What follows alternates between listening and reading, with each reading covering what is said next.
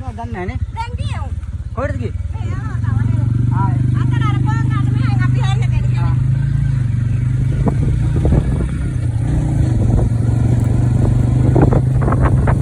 මේ පැත්තේ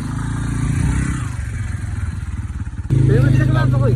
බයිසිකලේ යමක් යන්න නම් තැන තමයි මේ තල වගා කරලා මේ පැල තල කපන ගමන් හිටියේ අපේ රටේ මේ බයිකේ යන ගමන් තියෙන්නේ ඉතර පාලනය කෙරුවත් මේක ගෙනියන්නේ. ඔව් තල විකුණන්න මිලක් නැහැ කියලා ඉතින් මේගොල්ලෝ මේ කියන ගමන්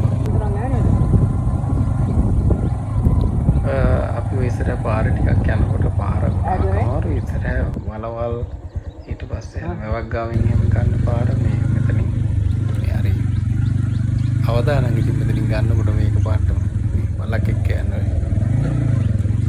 මේ පාරවල මේ හරිම නිකන් ඒ හොඳින් බයිසිකලේ පදවනවා